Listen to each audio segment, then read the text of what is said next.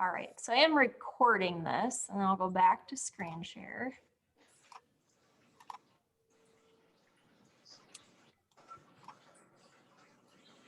Okay, hold on. Maybe. Can you guys see my screen? That's pretty good. Yeah. Okay. Sorry, I'll get better at this as we go. We have quite a few guests and visitors with us tonight. We want to officially welcome you to Rotary After Hours. It's great to have you. Had a good conversation with Hayden. Hayden is a guest, but not a new guest. He's joined us before, so hello, Hayden. Kevin Corkin. Kevin, do you want to introduce yourself and just tell us where you work and maybe what brings you here tonight? Sure. Yeah, so my name is Kevin Corkin. I work as a development director for the Gateway Area Council for the Boy Scouts. We just moved here with my wife and got our first house back in beginning of March, so kind of right before everything kind of shut down. But I was actually a Rotarian in Oshkosh, where I worked for 2 years with the Scouts. And then I started Rotary right after college up in the UP, where I worked for the Scouts for 3 years up there. So I guess Josh and Steph were matching t-shirts. Yeah. So yeah, I've been in Rotary for Brandon, you're not 7 muted. years and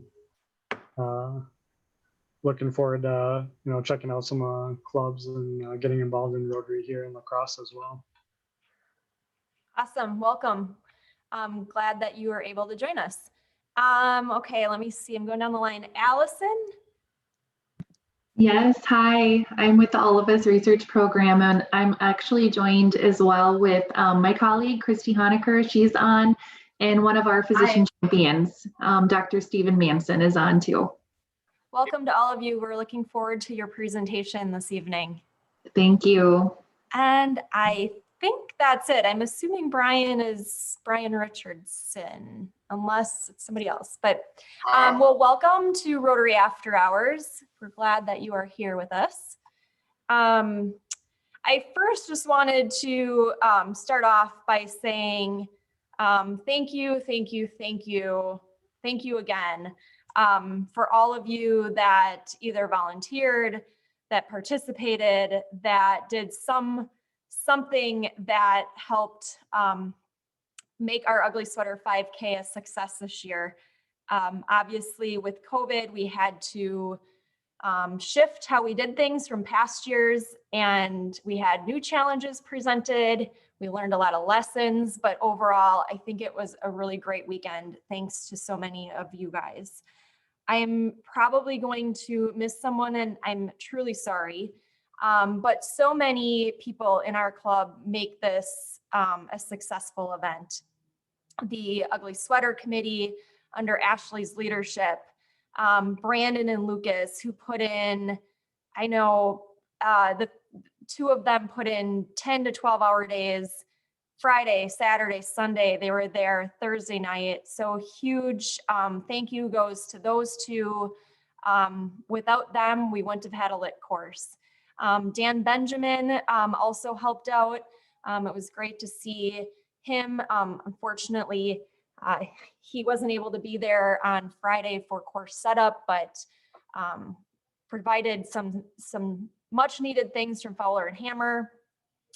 Dustin, James doing all of the volunteer coordination, Nick, Lori, who put together the most adorable little gift packs that the runners got, Johnny for designing the awesome shirts this year, and Madeline.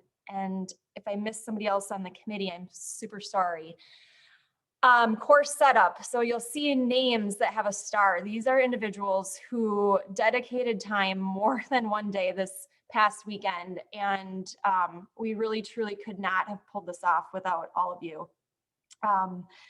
Josh, Laura bringing all of her equipment, the UTV, the truck, the trailer. I don't know what else you brought, but it was like you brought your whole house and or I should say your whole house with. Stephanie Mike Gritzmacher came to the rescue on Saturday. James, Jennifer Morgan, Lisa Ashley.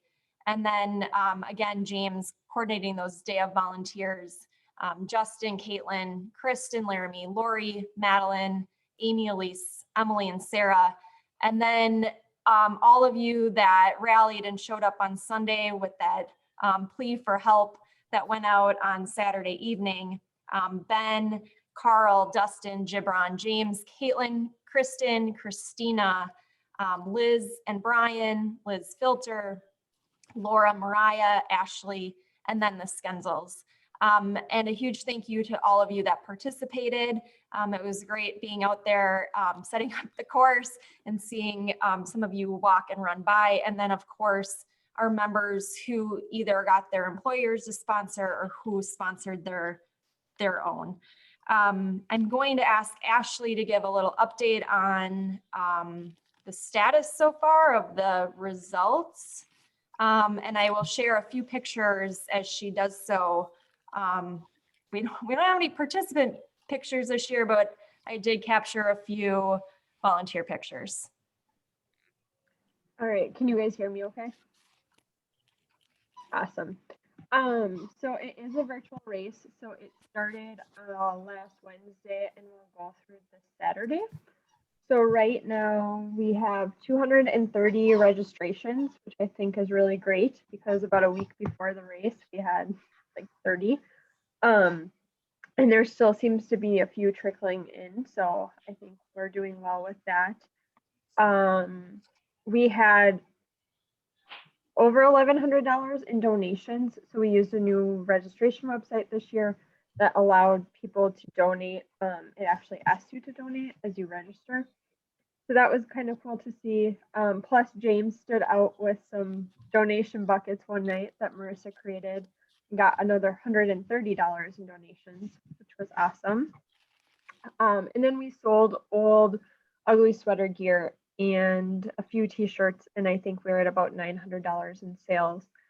Plus we had $11,000, I think, in sponsors. So I'm assuming we'll be down a little bit as far as how much money will come in, but I think we still did a really great job. There's been a lot of emails coming in saying people were really happy that the trails were still lit and how great it was to get out and spend some time and have some normal part of their holiday traditions. So I really appreciate everyone's help, whether you shared a Facebook post or got a sponsorship or helped volunteer. We really couldn't do it without everyone's help. So thank you. And Marissa also deserves some recognition. She was out there as well for 12-hour days and for the long haul. So thank you all. I wanted to share a couple emails that we did get. I got one that said, "Thank you for putting on such an awesome event. Manette and I had so much fun running it and enjoyed the lights. You guys worked hard to put on an event that benefits the community in so many ways, and it showed. It brought everyone out to spend time with their families. The weather was also perfect. I think that's all that mattered." And then I don't think Bill's on, but Bill shared just a quick shout out to all of you, and please pass this on to others who I know were a great help this year on how cool the event was. We had guests from the Madison Rotary Clubs, downtown and after hours, and they were so impressed. And this morning we opened our little gift packs, and Jackie adored the little ornament. It is now hanging on our Christmas tree. Very cool, folks. It'll be interesting to see if we have picked up anything from this year of extended fun versus the one-day event. I like the pace this year. So I know the committee will be doing a debrief, but if you have any feedback or suggestions for next year, I know that the committee and Ashley will appreciate anything, good and bad. So please send those her way via email. I wanted to wish a happy birthday to our December after hours babies, Aaron Miller, Shane Stewart, Elizabeth Ann, and Dan Benjamin, Justin Garvey, and Michael Nybor. And then a happy Rotary anniversary to Michael Swartz and Dan Benjamin. Our membership update, as of December, we are standing at 59 active members. We did lose a few the last couple months, which is unfortunate, but I hope that we can gain some new members in the future to help increase our impact. Some of us were at the Good Fight last week, Tuesday, for the official van dedication and turning over of the keys of the new van. I know that we got some really good press coverage on both channel 8 and 19. So if you didn't see that, go out and watch it. But thank you to, I know Amy's not on tonight, but thank you to her and everybody that that worked on this project. And, you know, really thanks to all of you in this club, because of our fundraising through the Ugly Sweater, it allows us to do great projects and make an impact on the community. So should be fun to see that van driving around town with our logo on the back. We have some upcoming service opportunities, more upcoming for December. Is Caitlin on? Hi, Caitlin. Do you want to share about the Rotary Lights Work Night? Yes. Hi. Yes. So this upcoming Sunday, we will be helping with Rotary Lights. I don't know if we've gotten a job description yet, but we have 2 shifts. Our first shift is covered, but we still need, I think, about 5 more volunteers for the second shift, and that's from 7:30 to 10:30. So if anybody is available for that, that would be great. And then Marissa, looks like you have another one, but we just need a couple more volunteers for mobile meals in January, if anybody is free to do that. I see Marissa has a picture of Steffi and me. We did that last week. I think it was actually really fun. And I look forward to doing it again. Everyone on the route was super sweet, and it was just a very gratifying experience. Thank you, Caitlin. If you haven't ever delivered mobile meals, it is a gratifying experience. Like she said, it's also very humbling delivering some of these meals. The only human contact some of these people have are when they get their lunch delivered. So if you're able to help there, that would be great. Hunger Task Force, Shelley Fortner reached out and asked if Rotary could man a food giveaway. And I knew that our club had so much going on already. So I said, well, sure, I'll recruit Rotarians from the other clubs. And I think so far I'm up to about 10 Rotarians, but I'm looking for 4 to 5 more people. If you're able to help on Saturday, December 19th, I'm going to try to split the shift in 2 so that it's not 2.5 hours. It'll be outside, cars will line up, and it's giving them food packages that Hunger Task Force will be providing. I also wanted to share with you, the Downtown Rotary Club is doing their Warm Feet, Warm Hearts. I'm sorry, I think I put warm hands in the email today, but there are 2 more collection opportunities. They're collecting donations of socks, boots, and winter wear, and they can be collected tomorrow at the Catholic Charities office and also on the 11th at the Exchange, or you can donate through their campaign, and it's the Catholic Charities. It goes to Catholic Charities. Also, if you happen to be up in Holmen, the Holmen Area Rotary Club is having their inaugural Holidays in the Park Christmas tree decorating contest. So businesses, organizations, and individuals purchased trees and decorated them, and they are set up in Holmen's Halfway Creek Park. They'll be on display from the 4th to the 31st, and viewers can go and vote for their favorite tree. And those with the most votes will be awarded a significant donation made to the Holmen Boys and Girls Club in their name. Each vote costs $1 and can be done in person at the park during the event's operating hours or at any time. And they have a bid beacon hyperlink. If you visit holmenarearotary.org, you can get more information there. All proceeds benefit the Holmen Area Boys and Girls Club. Laura, would you share our upcoming social opportunity? Yes. So next week we are honoring Dave Knutson with a trivia night. If you were lucky enough to know Dave, you knew that he loved trivia. So we thought, what a great way to honor him, to kind of acknowledge the year that we've had without him.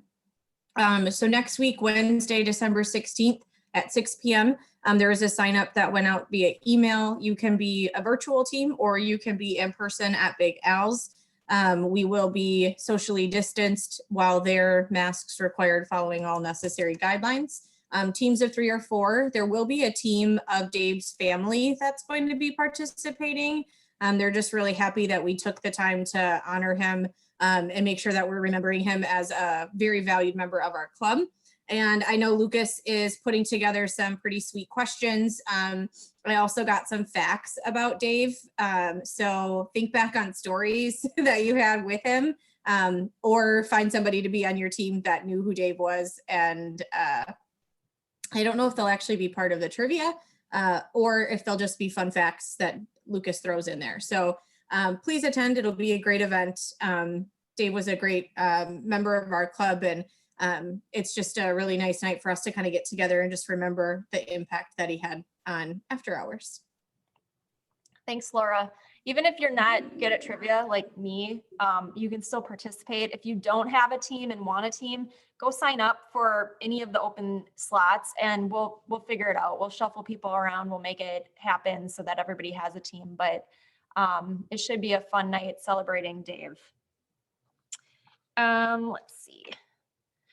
Is Emily Nolte on? I don't see her. Just a reminder that this Thursday morning, we have the opportunity to participate in the December Rotary Leadership Series. It features Dr. Jeff Thompson, who is the former CEO of Gundersen Health System. You do need to register, and the link went out in the email today. You will get a link to join the call shortly after you register, but I really encourage you all to take advantage of these opportunities to join a Zoom call. Another one, I know we're all getting a little zoomed out, but I guarantee that there's always going to be some nugget that you'll walk away that will help you in the future to be a better leader. So I encourage you to join in on Thursday morning and hear Dr. Jeff Thompson speak about servant leadership. I just wanted to take a quick poll because I'm trying to scheme something for upcoming meetings. How many of you, and if you can just raise your hand, connect to these Zoom meetings by your phone? Is it primarily through, would you say, okay, now by hands, do you primarily connect through your computer? Okay. I know that when we played Kahoot before, it was, we enjoyed that, but you kind of have to have your phone free to do it. So I was like, well, I don't want to set that up and then have everybody not able to participate because they're already tied up on their phone. So maybe I'll work on that. With that, are there any other announcements, or if you have anything to brag about, squeal about, anything you want to share with the club before we officially move on to our program? I feel like you're going to say something, Josh. No? Anybody? All right. Well, with that, I do want to share that December is Rotary's Disease Prevention and Treatment Month. So we celebrate this month Rotary's devotion to fight diseases and create healthier communities around the world. Our commitment to expand access to health services and prevent the spread of diseases continues to grow as we support polio eradication efforts. Thanks to the dedicated support of Rotary members and our partners, Africa was certified polio-free in August.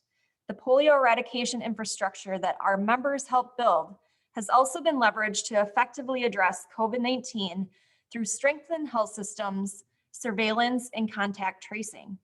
Our members' efforts continued in enhancing local health infrastructures, improving the capacity of healthcare professionals, and offering programs that provide free healthcare in communities that need them most. And so it's very fitting that tonight's program comes to us from the good people at Gundersen Health System. And I've asked Kristen to do the honors of introducing our speakers for this evening. Hi, thank you, Marissa. I am an academic health researcher at Gundersen. And so I think for the speakers tonight, there are several of you that I haven't met yet. And so at some point when we're able to, it would be great to chat with you and learn more about the All of Us research project and how some of our attendings and residents can also get involved with doing research at Gundersen. So to start your introduction here, the National Institutes of Health All of Us research program is a historic longitudinal effort to gather data from 1 million or more living in the United States to accelerate research and improve health. By taking into account individual differences in lifestyle, socioeconomics, environment, and biology, researchers will uncover paths towards delivering precision medicine or individualized prevention, treatment, and care for all of us. The Wisconsin Consortium is a partner of the National Institutes of Health's All of Us research program and is led by Marshfield Clinic Research Institute, who is joined by University of Wisconsin School of Medicine and Public Health, the Froedtert and the Medical College of Wisconsin, and Gundersen Health System. The Wisconsin Consortium is spearheading enrollment in Wisconsin.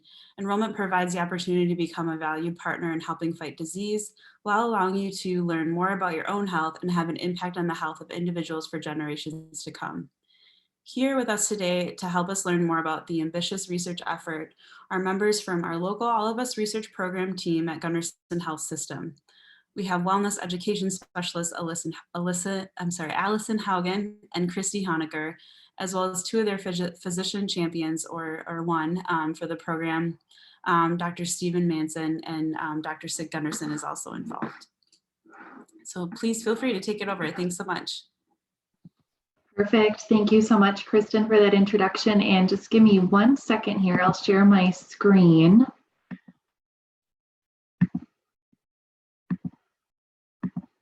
Does everybody see that okay? Thumbs up. Okay, perfect. Wonderful.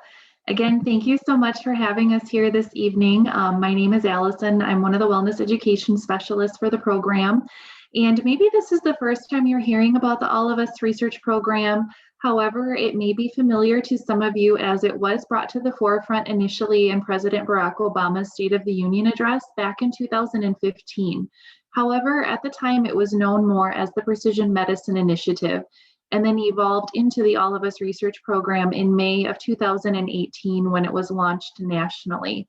So we are very excited to share this information with you, as Gundersen is a proud partner of this nationwide research effort being led by the National Institutes of Health. And as Kristen said in the introduction, we do aim to gather information from at least 1 million individuals nationwide. And the information that we're looking to gather, like she said, is on one's biology, environment. We're looking at the socioeconomic status as well, whether or not we take into account how that status affects maybe health insurance coverage, access to healthcare. And then when we're looking at lifestyle, we have our participants fill out surveys on a pretty regular basis as far as regarding maybe even sleep habits, diet, physical activity, whether or not they're taking time to practice mindfulness and kind of some stress reduction efforts overall as well. And then again, we hope that if we gather this much information on this array of individuals, that it paints the whole picture of an individual, and we can better advance our precision medicine efforts and also enhance our preventative efforts overall as well. It's rather ambitious, but it's pretty innovative as well, and we're pretty proud to say that. With the scope that we're looking at with 1 million individuals, we want those individuals to reflect the rich diversity of those residing throughout our nation. And so when we look to maybe individuals residing throughout our area and the surrounding area, we have an array of rural communities outside of La Crosse, and sometimes we see more prevalent health conditions in rural communities as opposed to maybe some more metropolitan communities overall. And overall, with our nationwide enrollments, we are proud to say that the program does have 80% of its participants that are part of groups that have historically been underrepresented in biomedical research. So we're off to a great start, to say the least. It's also innovative with regard to the fact that we want to collect information from our participants longitudinally. And by saying that, we hope that our participants look to this as a journey with us, as we hope that we can collect this information for at least 10 years, if not more, because we need to recognize how health changes over time, especially how one ages. And we want everyone to enroll, maybe whether or not you consider your current health status to be very good or maybe not so good. We're looking to hopefully address all health concerns that we do see. And we also focus on our participants as partners. Oftentimes when people are a part of research, they feel so much is taken from them and they do not get anything in return. Whereas our participants always have access to the information that is collected on them. And Christy, who is also with me here tonight, my colleague, she is the engagement lead for this program, and she has worked quite diligently to create what we call a community advisory board, which is taking both participants and non-participants in our area to share information with us on their experience, suggestions that they may have for being a participant in the program, because we truly value their opinion, their voice, and we want this to be a very beneficial experience. And then we also hope that individuals may look to this as an open resource for research overall, as sometimes the legwork that goes into conducting research is recruiting participants, and we already will have that participant base open for medical researchers, academic researchers, an array of individuals who may be interested in wanting to look further into some of these health concerns that we may want to address on a more local level. So when we do like to visit with participants who are interested in wanting to join the program, we really like to emphasize that this is just really an awesome opportunity to help fight disease and learn more about their own health, as we find sometimes it's one's level of health literacy that they may choose to forego medical treatment that they so desperately need. And maybe if we can enhance that health literacy, if they have that better understanding of their current health status, they'll feel more empowered to have those conversations, not only with their provider, but better manage their disease outside of a hospital setting per se. And as they will always have access to their information, that'll always also enhance their health literacy level. And then they can also ensure that their community is included, because sometimes there are, again, like I alluded to earlier, some health disparities or current health conditions that we deal with here that may not be addressed with other studies that have been done in the past. They also have the opportunity to learn about additional research and meet others like themselves, because previous research has shown in being a part of a support group, maybe to maintain chronic health conditions such as diabetes or COPD, heart disease, even arthritis, those sorts of things, that if they're part of a really awesome support group, that it helps them to maintain those chronic health conditions and hopefully alleviate that health condition over time as well. So I'm going to stop there, and if anybody has any questions at this time, I would definitely welcome them before I would turn things over to Dr. Manson to present more of a provider perspective.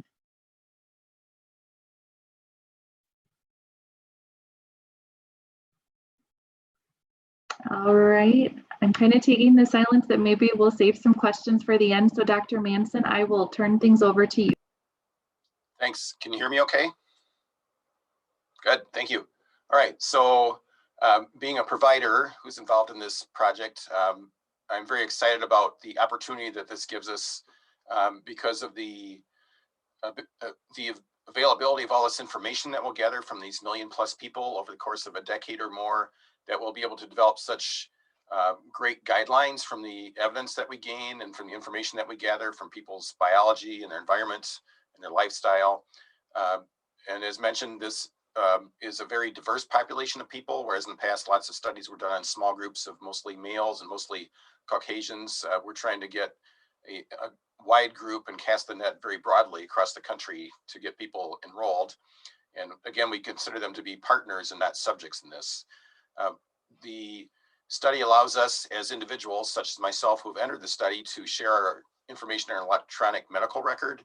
And that makes for a very rich database when millions+ people will be willing to do that, to learn a lot about what makes me tick and what's helped me be healthier and what has brought down my health. So the electronic record is useful in that regard.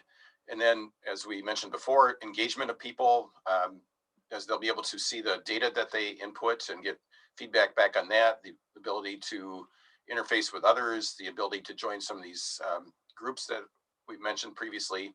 And then also, I think Christy's going to mention this, but we're going to be able to tie in some of the wearable devices and apps that people use to track their health too, to gather more data from that as well.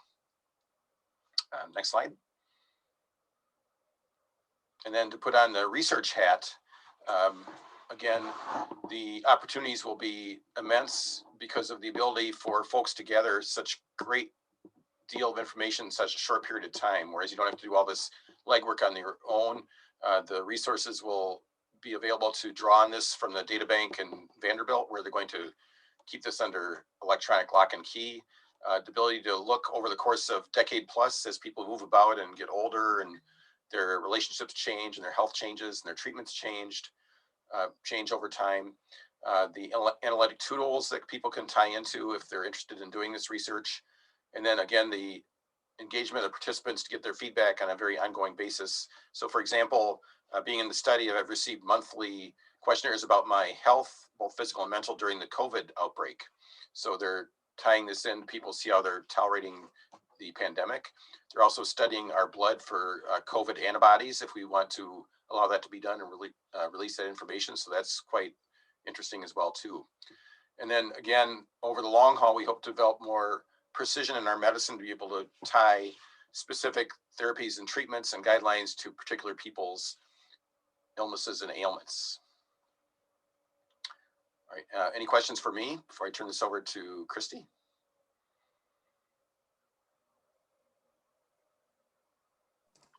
Oh, sorry, I have a question.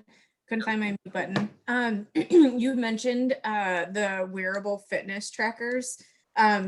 How, because if you're sharing your EHR, your EMR, how do you integrate the data from a fitness tracker into your medical record so that you can correlate that data together? Or is that not something that can be done? I'm seeing Kristen shake her head. So that's a great question, and I think I can take a stab at that one first. So what happens is if a participant signs up, then they will see on their dashboard online, they'll have the opportunity to connect their Fitbit. And so I'm assuming that maybe you would log into your personal account and then they would be able to transfer the information that way. I don't have a Fitbit, so I haven't provided my information, but it wouldn't be from the electronic medical record. It would be from your Fitbit account itself. Is that your understanding as well, Allison? Yes, it is. And I actually have a Fitbit myself, so I've done it as a participant, and that's exactly right with what Christy said. You log into your account, and then once you pair it electronically, it captures that information, and then it's secured into your participant portal, into your account. Yep. Got it. Thank you. You're welcome. And I have to duck out to go back to seeing patients here, but thanks for inviting me. Thanks, Dr. Manson. I had a question. I don't know if you're going to get to this or who could best answer this, but I was wondering how are participants recruited? Yeah, so part of our role as wellness education specialist is to do engagement and outreach and education or awareness within the community. Right now, it's been somewhat difficult. Our overall goal is to partner with events, different organizations like Rotary, for example, to maybe sponsor an event or do a tabling or have our information on a website for Explore Lacrosse, for example. So we are trying to get our name out there as much as possible. Right now, since we can't meet in person, we have been doing a lot of Facebook videos related to health observances, and just different topics related to the program itself in order to try to get our name out there. We've been in various business newsletters, and we've done a lot of outreach at Gundersen with various departments. So we started with Gundersen, and we're trying to work our way out as best we can into the community. Great question. So if individuals are interested in actually joining the program, what they would do would be to visit joinallofus.org, and there they would sign up with their email address or phone number. It's extremely simple. They just have to create a login. We do ask that participants are 18 years of age or older with the decisional capacity to consent. They will view the electronic consent records to join the program, to provide their electronic medical record, and also to receive their genetic return of results. This is something that a lot of people look forward to if they do decide to donate their blood and urine. We will be giving them information back on their own genetics and ancestry, along with specific traits. The first traits are actually going to be rolling out here soon for those that have donated their blood samples, and they're going to be looking at caffeine tolerance, lactose intolerance, along with cilantro preference and earwax type. So those are just a couple of funny, interesting characteristics or traits, if you will, that are going to be rolling out at first. And then eventually down the line, they will be able to provide information on individuals' genetic makeup related to how their body might react to certain medications and if they might be at a greater risk for a certain disease. So participants mostly will be providing their information through surveys. We actually are looking at information related to COVID at this point in time. The program has rolled out a few COVID surveys. So they've been doing the same survey each month since, I believe it was March or April. It's been going on for a while so that we can see the change over time. And actually this information that people have answered related to COVID has just been made available on the researcher workbench. So just one thing to mention about the researcher workbench is that if individuals are interested in viewing the data, they can view aggregate level data as just a regular citizen if you visit researchallofus.org. If you would like to be able to access data to conduct your own research study, you would have to be part of an organization like a health system, like Gundersen, for example, part of a university. And then there's one other one that escapes me at this moment in time. So like I said, we're in an in-person enrollment pause. We're not allowed to see people to have them provide their physical measurements or biosamples at this point. We do have people who are working to call individuals who have signed up at this point over this interim phase of COVID. They will be calling them to set up those appointments once the time is right.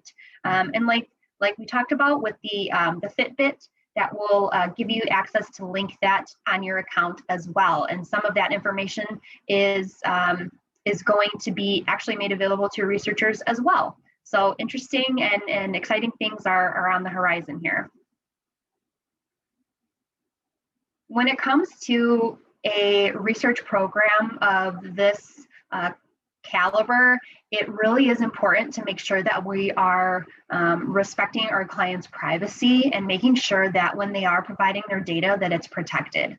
So we are de-identifying information. So the blood samples and measurements will be de-identified once they go to the biobank in Rochester. And we also have a data warehouse that's built with the most secure, advanced technology possible. When researchers are accessing this information, all of their access is monitored, and they can't actually see who individual people are. Even birth dates are sometimes changed in order to make it hard to track down those individuals because they have to sign a code of conduct, a code of agreement that they will not try to figure out who that specific individual is.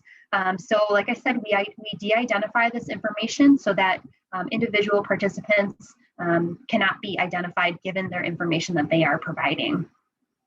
Participants' preferences are also respected. If they choose not to receive any information back about their DNA, then we will not send that to them. They can choose to receive the newsletter that goes out, or they can choose how often they are contacted by the program as well. So we're also committed to transparency. If there is a data breach within our system, we will let people know what has occurred and what we're doing to remedy the situation as well. So we work with 3 physician champions, and we can send out this slide with their contact information. We can send out this information, contact information for Allison and myself as well. And if you have any questions, by all means, please reach out to us. And by some of your events that you were talking about, I mean, it would be awesome if in the future, when we're able to do in-person events, if we can partner or sponsor or just help out with something, that would be really, really great. It looks like y'all are doing some really awesome things within our community, and it would just be nice to be able to, for us to get back out there and be part of that as well. So if people are interested, they can visit joinallofus.org. We also have our Facebook page, like I said, where we post videos related to health observances and information about the program itself.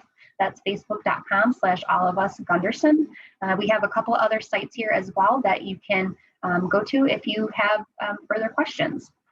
So at this point, I know we've taken up quite a bit of time. If you do have questions, we can take them now. And if you think of some later, like I said, please don't hesitate to reach out. And thank you so much for having us. Christine, Allison, there is a question in the chat from Melissa. Can anyone participate even if you have already been diagnosed previously with a condition or disease? Participation is open to anyone as long as they are 18 years of age or older with the decisional capacity to consent. We want to collect information on people across the lifespan that run the gamut of every race, ethnicity, socioeconomic status, every disease classification that you could think of. So it's really anybody. And the emphasis we place on whether an individual considers themselves maybe healthy or unwell at the time of enrollment too helps us give us those answers to maybe the health condition that they have recently been diagnosed with as well. So maybe that'll help another who is diagnosed with the same condition. So. Is there a certain number of people that you are shooting for in the community, and what is like the time frame that you're hoping to reach that by? That's a really great question. So again, we look at the scope of 1 million individuals nationwide. Our consortium that you shared at the beginning, Kristen, there's 4 of us, as far as HPO sites or health provider organizations, and Wisconsin Consortium has actually been given the responsibility to try to enroll 100,000 participants out of this 1 million. Yes, currently we're a little over 13,000. Amid the pandemic, I will say all of our sites have been put on pause for the enrollment piece that Christy alluded to with the blood sample and urine sample. So it's kind of decreased, or I should say slowed the full steam ahead that we had going throughout the consortium to enroll participants. So there is a goal, hopefully, that we're hoping by maybe 2025 that we will reach that 1 million. So within the next 5 years. From a nationwide perspective, we do have a little over about 357,000 that are enrolled. So we're hoping that we can get there over time in the next 3 to 5 years here. But no, very good question.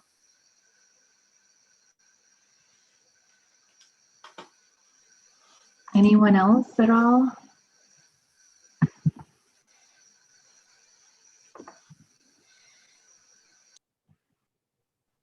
Just are there certain events where Rotary could target distributing information like this, Marissa? Out of curiosity, like, is Rotary Light something that you could target for distributing information, or are there other like larger Rotary events? Well, I think even this, I know that they presented to Downtown Rotary and are probably presenting to the other area Rotary clubs is a good platform to get the program out in front of people.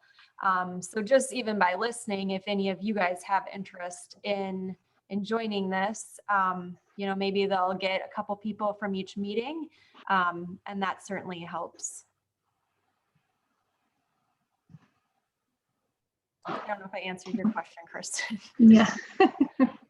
On a sort of serious but also joking kind of note, tell me more about the cilantro preference. Are you gonna tell me if I like cilantro or not?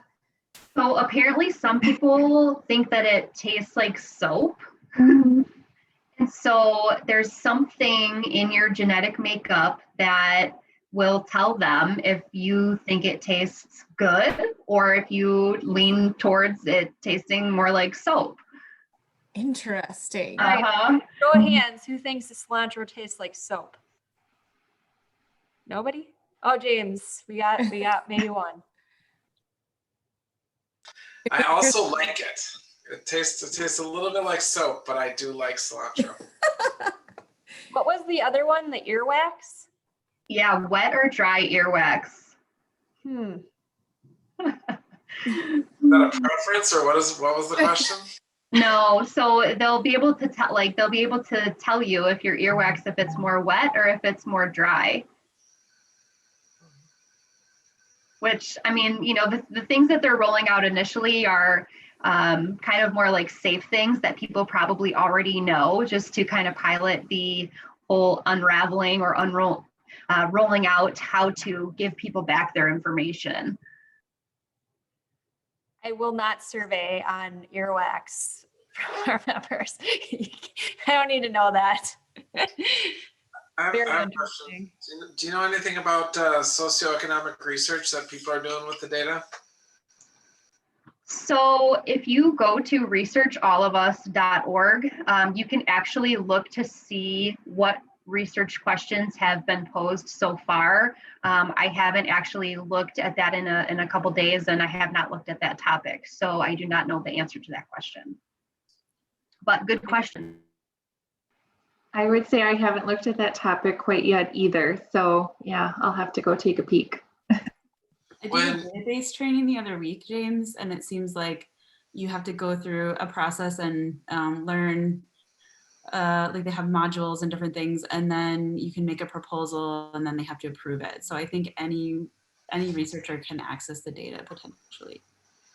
I was able to make my request to get access to the data while you guys were talking.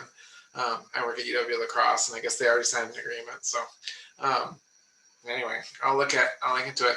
Is there anywhere that research that's been published that uses the data set? Do you have a list of anything like that? Of published research using the data? Nothing has been published yet because the hub, or what we consider the research hub is kind of the code name for it, is still in the beta phase. And so once we kind of get to full launch, then there'll be more information available, and then the researchers will actually be able to publish what they've put together. Good question. Oh, there's a couple.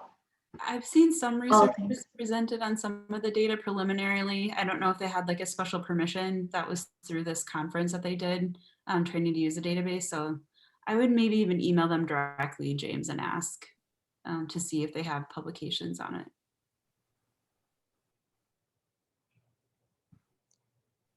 Any other questions for Allison or Christy? Well, you guys are used to my random insertness, but I enjoyed seeing Dr. Julio Bird's name there. My grandpa, who passed away in 2009, was a long patient of his, and Dr. Bird was very loved. So it was nice to see his name. I want to thank you, Allison and Christy, and Dr. Manson, for your presentation on the All of Us program. We all have our unique DNA. We all have our differences, our age, our lifestyle, where we live, our ethnicity. I know some of us were talking about that on the trails on Caitlin and Kristen on our DNA makeup.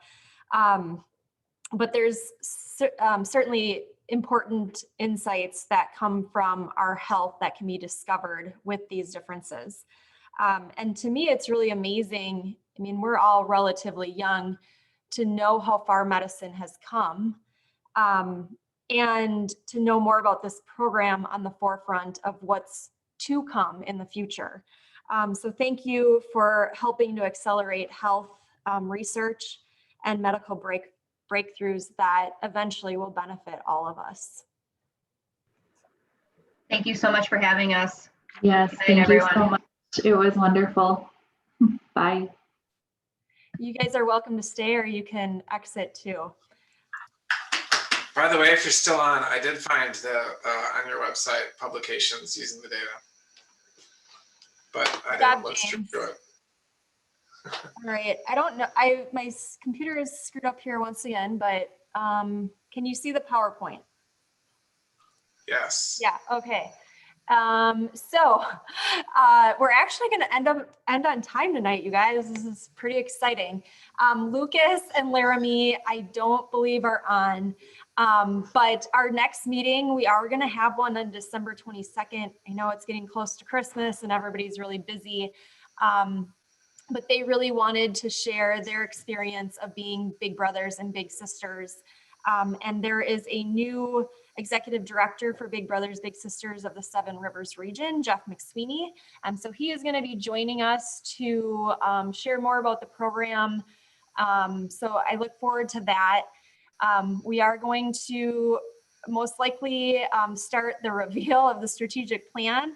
That should probably be delivered to your mailboxes in the next week or so. And then of course, we're going to celebrate our Rotarian of the Month.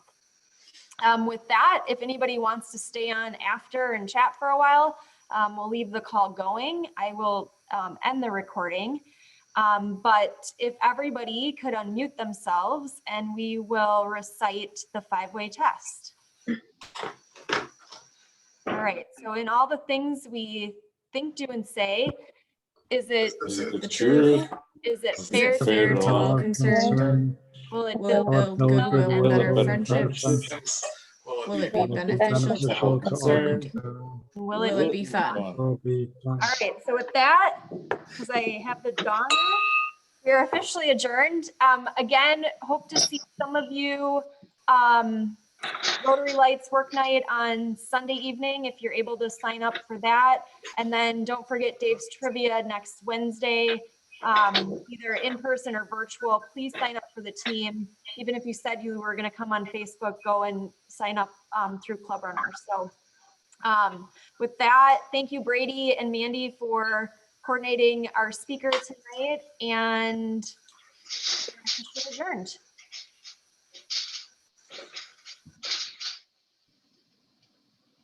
And congratulations, Mandy. I think we're seeing you in your new kitchen. Yes, that's why I've been MIA, because I'm living in boxes everywhere. So I'm glad the run went well, and thanks to everyone for pitching in and making it happen. It's awesome. I can't wait till COVID's over and you can host us at your house, at your new house. That's pretty exciting. Congratulations. Thank you.